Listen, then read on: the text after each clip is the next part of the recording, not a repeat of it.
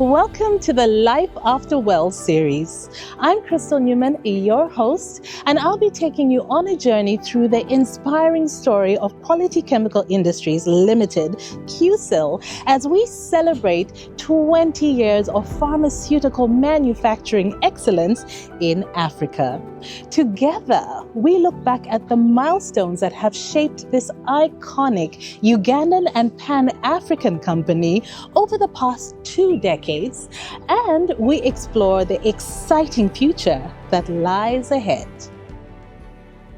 I am sitting with the head of human resource here at Qcil, that is Mr. Harrison Kiggundu, who has been with the company for more than 16 years. Hello. Hello. How are you today? I'm really good. And the day is great. That's nice to hear. Thank you so much for joining me. Thank you, Crystal. Head of human resource at Qcil. Right. Dealing with people, all manner of challenges that come with that. I think I want to start by asking you, how is it that you have stayed with the company that long? Yeah, I joined this company, Qcil, from Uganda Breweries. Personally, I thought I would do maybe 5 years. Okay. But when I joined, I'm now counting over 16. And I feel great that I've reached this level with a company that is growing, and it is a regional leader in manufacturing of HIV, AIDS drugs, anti-malarials, and other products. And we are into a lot of expansion. So I feel proud that I'm part of the team for all that long. Speaking of expansion, phase 2 is happening. And I imagine 16 years ago, you did not have the number of employees that you have now. I think it's more than 500.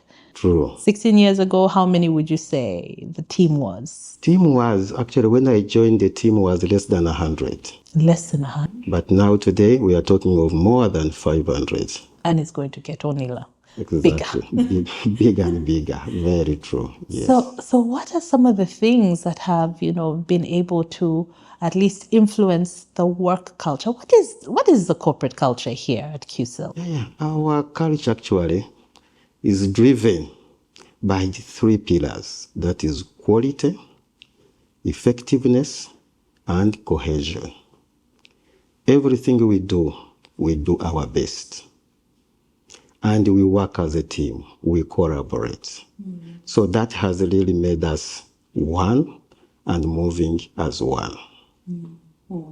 So teamwork, moving as one, working together, very important. True. Okay.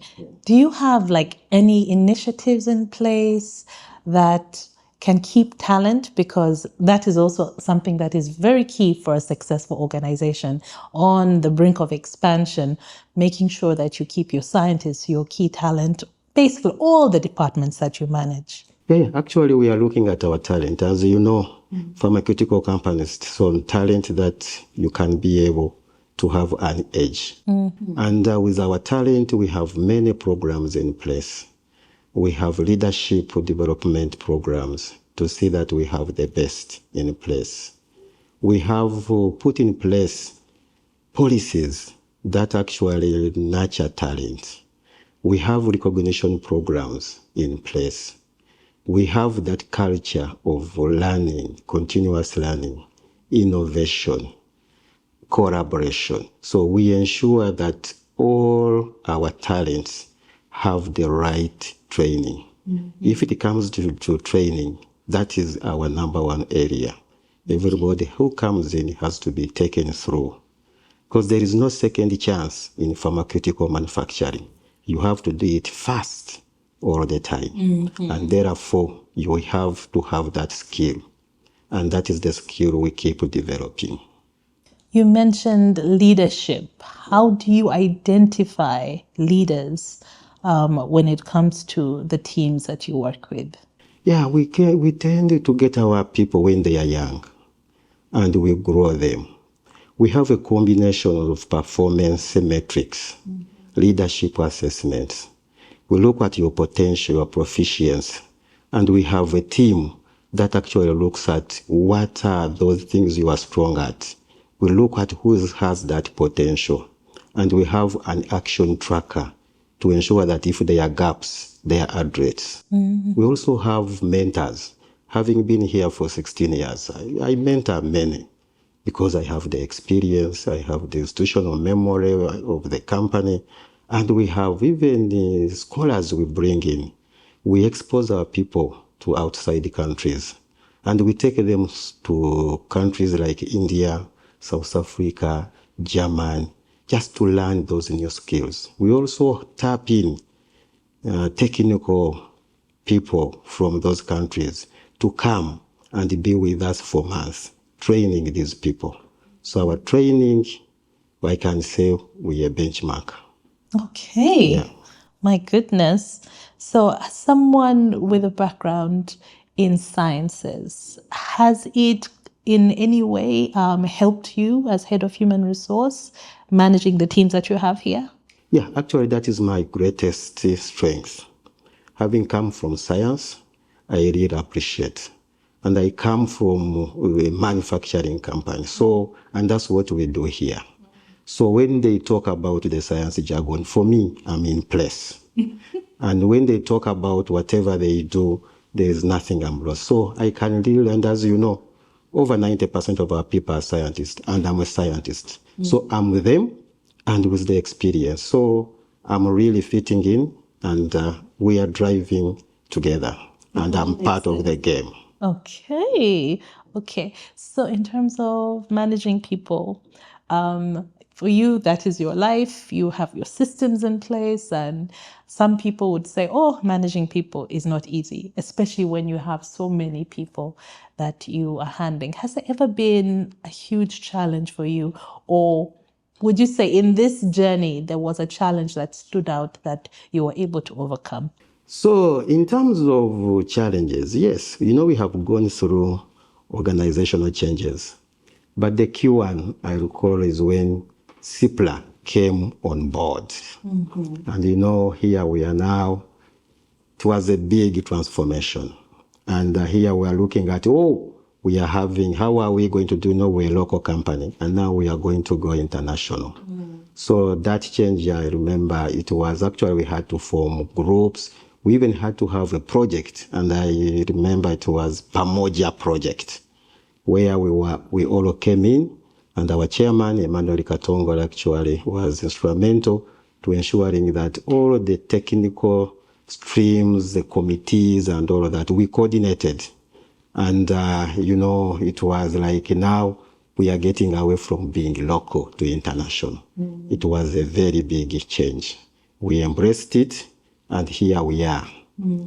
Another challenge, which I also remember very well, is, we were working day.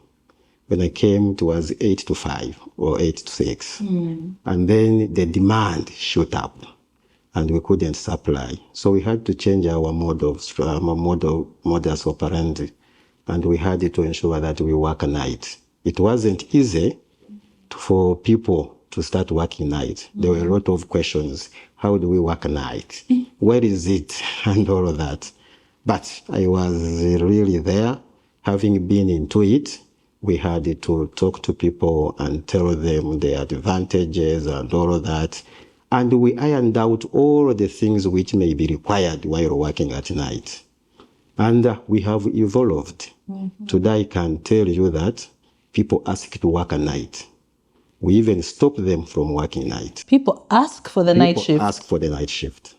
That's how we have transformed since that time. Actually, we even have to monitor to ensure that people are not given more nights, because that's what some desire. So you can see challenge, but later on well explained, and we did, and now today it is what we thought was a challenge. It is actually what we are leveraging on. Okay. Yeah. So you mentioned that time where CIPLA came on board and you were shifting as an organization. You also manage teams that are from diverse backgrounds as well. How do you manage that, especially because you want everyone on board when it comes to the same values and the same corporate culture? Yeah, we embrace diversity. And here, I will let you know, yeah, and culture is really good. Maybe we had a culture of, I can do it tomorrow. And then we got this culture, do it today. And along the way, which culture do you move with? Do it today because it will be efficient, it will be effective. And that's how we have what? We have moved.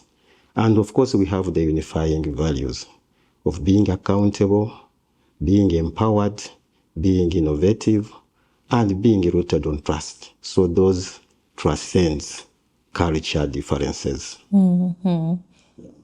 Okay, so exciting times are ahead.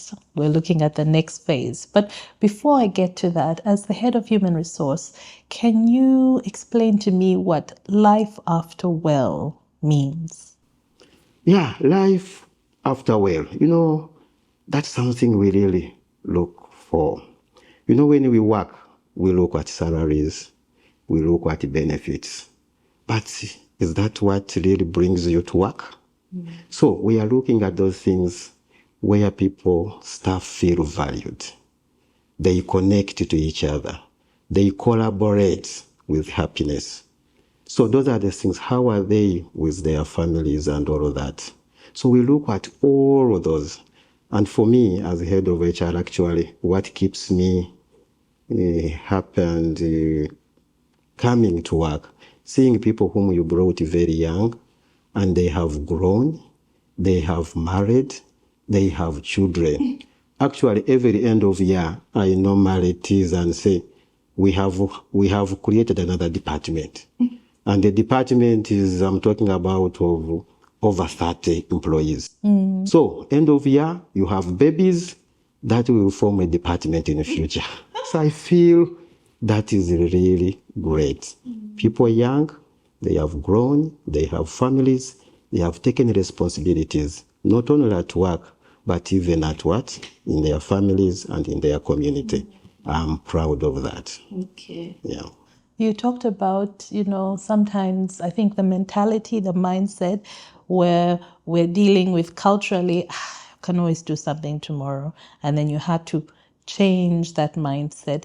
And I think another part of that mindset shift, as you said, is the now, instead of thinking long term. Now, we've seen all this growth over 20 years. From a perspective of human resource, what is it about Qcil that is looking at the future, planning for the future? Yeah. We see this actually from the board, from our directors. Actually, they have the strategy, the vision. They are looking at Qcil. They are looking at building this plant, not only actually in Uganda, but in Africa. And for us to be there, we have to have that mindset change. We have to shift completely because we are not looking at ourselves as Ugandans. Actually, we are looking at ourselves as Africans. And Africa, we have the population of Africa, and we want to be in the entire Africa. So that is the mindset we are building. And that has to shift the way we work. How efficient are we? How effective are we? And all of that is died with a quality mindset. Do it right all the time. Do it right all the time. Yeah. Okay.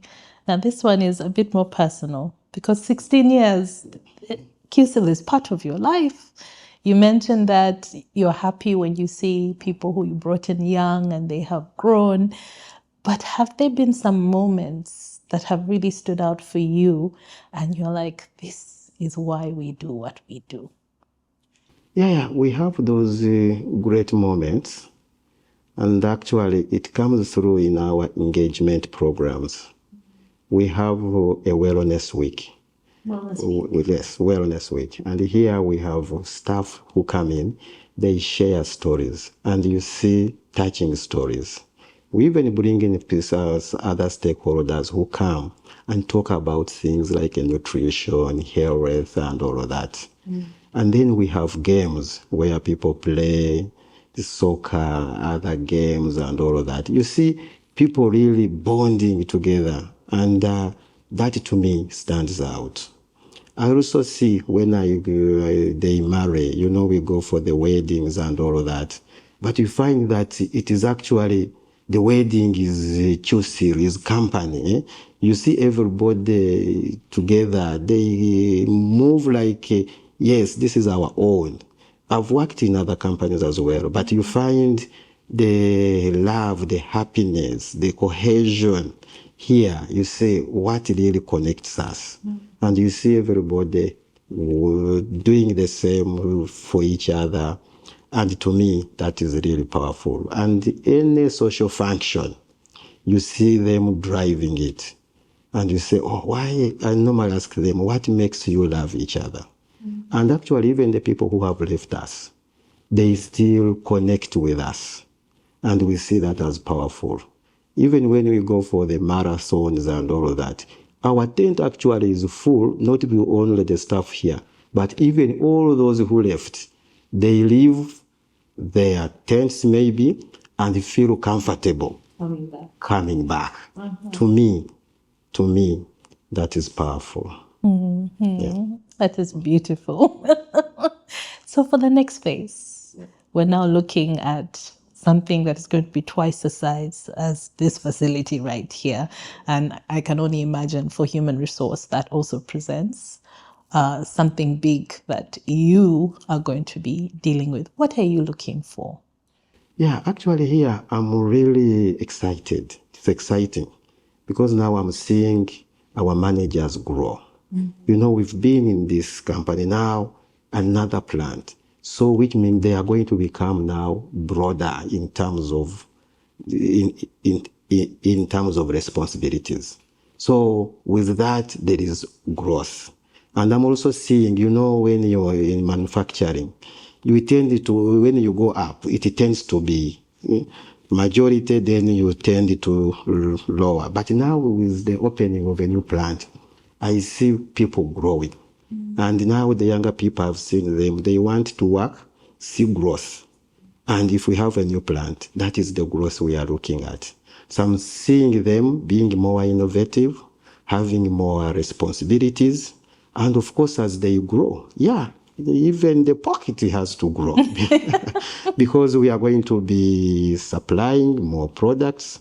We have to be more profitable. And I know our shareholders, our directors, will also be sharing with us. And we see everybody growing, everybody growing.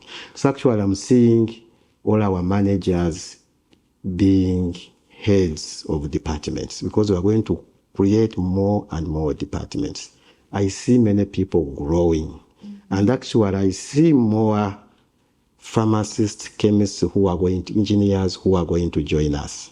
So I'm really seeing this place as the best to be in. So the opportunities for growth. The opportunities are for growth. For now, I can't. So all the people out there with science background and you have the skill, wow, this is the place for you. So I'm told that you have some internship and graduate trainee programs. Why are those so important? How have they impacted the company so far? Yeah, actually that is very vital for us.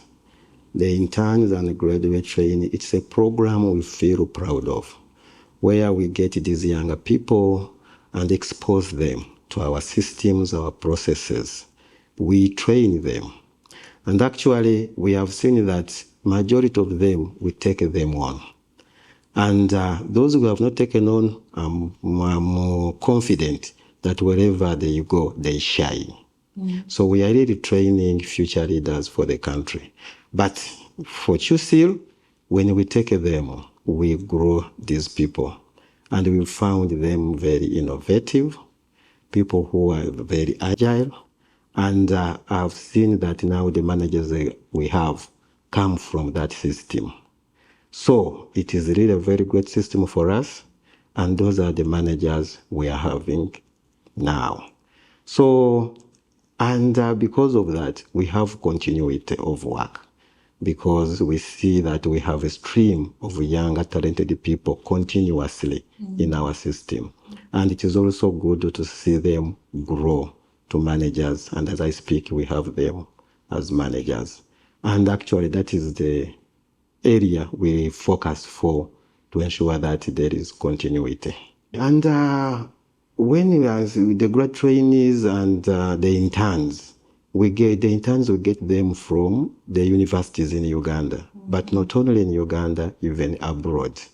Oh, even outside Uganda. Outside Uganda. And we have the entire class, pharmacy class in Namibia. They have to come and train from here. The entire pharmacy class? Exactly, the entire pharmacy class. They come, we accommodate them, we give them the training for 3 weeks or 1 month. And they have the feedback we are having from the university and all. This is their best training in Africa. We are also now in partnership with Rwanda to see that they are also bringing in students here. Actually, next week, they are going to be here, and this includes Kenya, Tanzania, Ugandans, and then Rwanda. They are all going to be trained here. I can confirm to you that every pharmacist, chemist, they want to train from here. If they miss the opportunity, I can tell you the feeling out there. So we have even expanded, and I'm happy for our board that allowed to have 2 intakes. We have one January to March and another June to August because of the numbers. Okay. So when you mentioned this graduate and internship training programs, how many people are we talking about? Because this is 20 years we're celebrating. An estimate of how many? Because the interns, we take average 120 per year. So times now the 20 years. The one with the quick calculator, you know the numbers. So that is great. So it's actually thousands. Yeah, exactly. Thousands of people. Exactly, that have passed through us. And we really feel proud. And we have even opened up. Even we take those of who are the differently enabled. We have had those. And to me, that's also the proud moment I have. That you have a differently enabled intern, but you see the enthusiasm from staff to train and ensure that they impart that knowledge. Really, we are very proud. So we've gone that level. And the universities are not mentioned. They have come back to us and have really appreciated what we do. And we will continue to do. For the longest time, when it would come to companies such as Qcil, that especially employ a lot of scientists, you'd find that there were a lot more men than women. I'm thinking if we look back 20 years ago, what is the situation like, especially for like your team here at Qcil when it comes to the genders? Yeah, actually, when we started, we were mostly male-dominated. But along the way, that has really changed. You know, even when we introduced night working, it was how could the ladies work at night and all of that. When you go to engineering, you know, engineering, the way they dress, the gowns, the overalls, that also wasn't looking feminine. But along the way, that mindset has changed.